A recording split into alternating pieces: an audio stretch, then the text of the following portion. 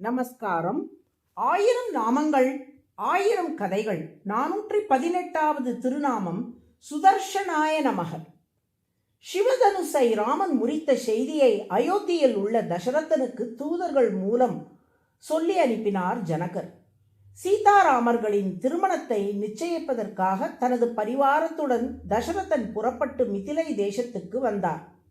ஜனகரும் ராம லக்ஷ்மணர்களும் தசரதனையும் அவரோடு வந்திருக்கும் அன்னையர்கள் தம்பிமார்களையும் எதிர்கொண்டு வரவேற்றார்கள். நகரின் எல்லையிலிருந்து அவர்களை ஜனகரின் அரண்மனைக்கு ராமன் அழைத்து செல்லுகையில் மிதிலையில் உள்ள மக்கள் எல்லோரும் ராமனின் அழகைக் கண்டு மெய்மறந்து நின்றார்களாம். ராமனின் அழகை அவர்கள் அனுபவித்த விதத்தை உலாவியல் படலம் என்னும் ஒரு தனி படலமாக கம்பர் பாடியுள்ளார். வீதிவாய் செல்கின்றான் போல் விழித்து இமையாது நின்ற மாதரார் கண்களூடே வாவுமான் தேரில் செல்வான் யாதினும் உயர்ந்தோன் தன்னை யாவர்க்கும் கண்ணன் என்றே ஓதிய பெயர்க்குத் தானே உருபொருள் உணர்த்திவிட்டான் என்கிறார் கம்பர். குதிரை பூட்டிய தேரில் பயணம் செய்வது போல் மிதிலையில் வாழும் மக்களின் கண்களிலே ராமன் பயணித்துக் கொண்டிருந்தான். கண்ணன் என்றால் கண்ணில் நிற்பவன் என்று ஒரு பொருள் உண்டு. காண்போர் கண்களில் நன்றாக நிலை பெற்று அதன் மூலம் கண்ணன் என்ற திருப்பெயர் தனக்கு காரண பெயராகவும் இருக்கிறது என்பதை நிரூபித்து விட்டான் ராமன் என்பது இப்பாடலின் கருத்து. அந்த அளவுக்கு கண்ணுக்கு இனிதாக இருக்கும் தன் அழகினாலே மிதிலை மக்களின் கண்களையெல்லாம் கட்டி போட்டு விட்டான் ராமன். அதை கம்பர் தோள் கண்டார் தோளை கண்டார், தொடுகழல் கமலம் அன்ன தாழ் கண்டார் தாளே கண்டார், தடக்கை கண்டாரும் அதே வாழ்கொண்ட கண்ணார் யாரே வடிவினை முடிய கண்டார், ஊழ்கொண்ட சமயத்து அண்ணான் உருவு கண்டாரை ஒத்தார் என்று பாடுகிறார். தாட்டகையை வதைத்த ராமனின் தோள் அழகை கண்டவர்கள் அந்த தோள் அழகிலேயே ஈடுபட்டு வைத்த கண் வாங்காமல் அந்த தோள்களையே பார்த்து வந்தார்கள். ராமனின் மற்ற அவயங்களை காணவில்லை.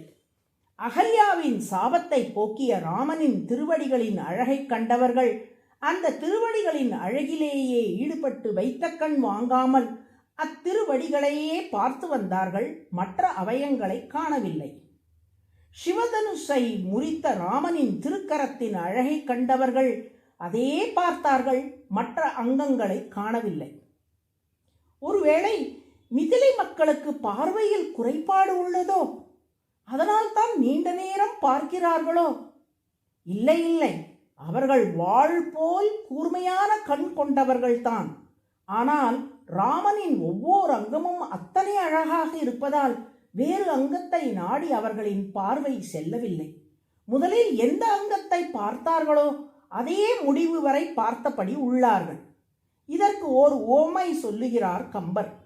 ஆச்சாரியர்கள் அருளிய உரையின் அடிப்படையிலான விளக்கம் இது. பரமாத்மாவான திருமாலுக்கு அங்கங்களாக இருக்கும் தேவர்களை வணங்குபவர்கள் திருமாலின் ஓரோர் அங்கமாக இருக்கும் குறிப்பிட்ட சில தேவர்களையே வணங்கி நிற்பார்களே ஒழிய முழுமையான திருமாலை வழிபடுவதில்லை.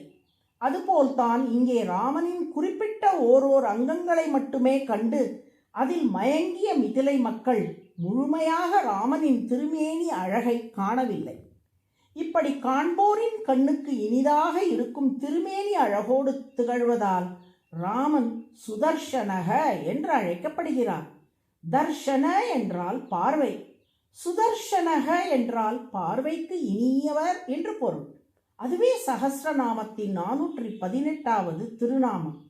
சுதர்ஷனாய நமக என தினமும் சொல்லி வரும் அன்பர்களின் புறக்கண் அகக்கண் ஆகிய இரண்டுமே சிறந்து விளங்கும்படி ஸ்ரீராமன் அருள் புரிவான். நாராயண நாராயண.